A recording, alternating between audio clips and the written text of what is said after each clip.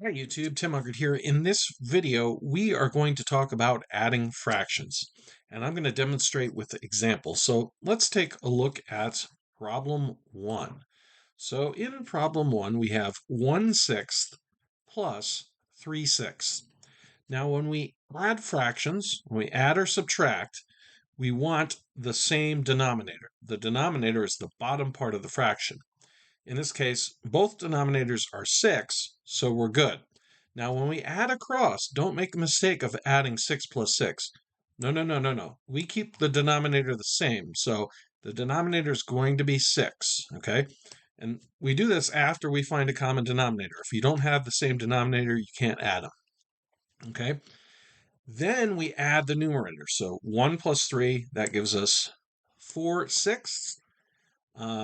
It's a little bit beyond the scope of this video, but if you do want to reduce that, both 4 and 6 are divisible by 2. So if you were just looking for the fraction here, 4/6, okay, it's not simplified, but that is the answer. But if you want to simplify it, and your teachers may want that, both 4 and 6 are divisible by 2 because they're even numbers. And so we can both divide by 2. And 4 divided by 2 is just 2. 6 divided by 2 is 3. So our simplified solution is 2/3. Okay. If both the numbers are divisible by a certain number, you do want to divide out that number to simplify it if you can. But again, if we're just talking about pure adding, add the numerators after the denominator is the same. Do not add the denominator. Okay. Let's look at problem 2. So problem 2, we have 1/2 and 1/6. Or 1/2 plus 1/6. So we do not have a common denominator. But what we can do is we can find the least common multiple between the denominators. I have a video on how to find the least common multiple. I'll leave that linked in the description. And what we're going to do, we're going to find the least common multiple, figure out what we need to multiply each fraction by. We have to multiply both the top and the bottom to keep the fraction the same. I'll get into that in a moment. And maybe we only have to multiply one, but we want to find the least common multiple between the denominators. So to do that, we're going to do some prime factorization. So if we can think of 2, the prime factor in 2 is just 2. That's a prime number. We can break apart 6 into 2 times 3. So since both of these have a 2 in them, we won't use the 2 twice, but we're going to use it once. So we're going to do 2 times, and then the other prime factor, 3. So our least common multiple between 2 and 6 is 6. So we have to get the denominators both to be 6. Now you see here 1/6 is already there, so we have to do nothing with this fraction. I'm going to rewrite the fractions down here. So we have 1/2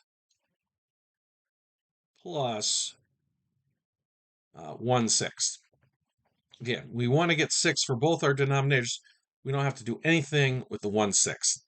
With the 1/2, though, what I can realize is I can multiply 2 by 3 to get 6. Let me just do that. We'll do 2 times 3 here.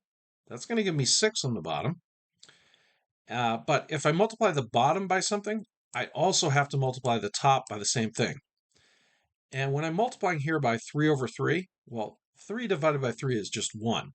So I'm essentially multiplying 1/2 by 1, so I'm not changing the fraction, but I'm changing the numbers in the numerator and the denominator. It's still the same overall value. It's just now it's not simplified to 1/2.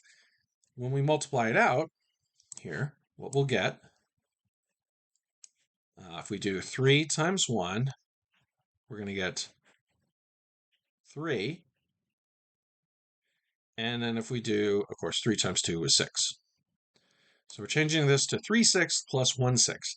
Now this example might seem a bit elementary to you, but it is illustrating the point, how we have to get that common denominator before we add. So what we're going to do is we're going to add 3 plus 1. That's going to give you 4. And then 6 plus 6 is going to give you 6. Now you notice this is the same problem that we had here. I just changed the 3/6 to 1/2. I did that on purpose just to illustrate how before we even add, we have to have that same common denominator. Okay, so now that we have it 4/6, as we spoke about in problem 1, I can simplify that to 2/3.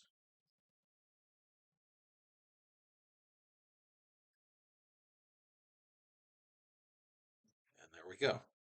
So take a snapshot of this right now if you need to, or rewind the video. I'm going to erase this. I'm going to bring up problems 3 and 4. What I would like you to do if you're learning this stuff is to pause the video, or if you're reviewing this stuff, you're coming back after high school or whatever, and you want to get back to speed on fractions, pause the video, try the problems yourself, and then see if your solutions match mine. Okay, so let's get this stuff out of the screen. Let's go on down here to problems 3 and 4. And let's look at problem 3. So in problem 3, we have 4/5 plus 2/7. Okay, so first thing, we do not have a common denominator. Essentially, the factors here are 1 and 5, so my prime factor is 5. Okay, and the factors here are 1 and 7. My prime factor is 7.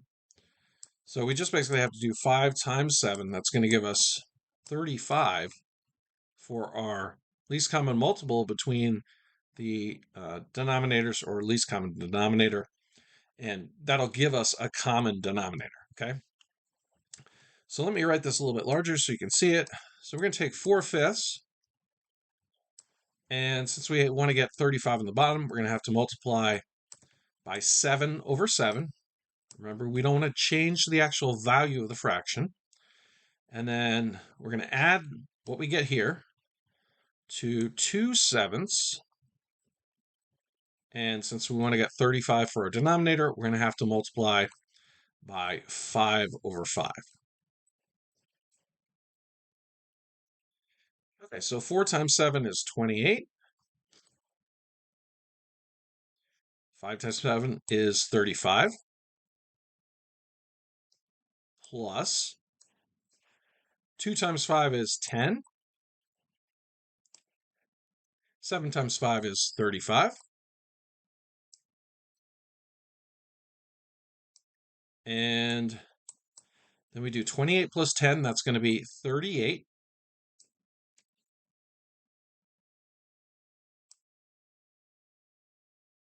And 35 plus 35 is 35. Well, we're not adding these. Again, we're keeping the denominator the same, so I don't know why I said plus. But again, we just keep the denominator the same. And then, let's see. So we could write this is an improper fraction. The numerator is larger than the denominator. So we could write this as a mixed number. We think it takes 35 parts out of this fraction to make a whole. So we have one whole, and then we would have the 3 left over that's above 35. So this would become 1 and 3 35ths. Now, if we look at this, can we simplify this any? Well, this is obviously divisible by 3, but this is not. So we're going to have to leave it as is, like this. Okay, so take a snapshot of that. I took up a lot of the screen, so I'm going to erase that, and then we will move to problem 4.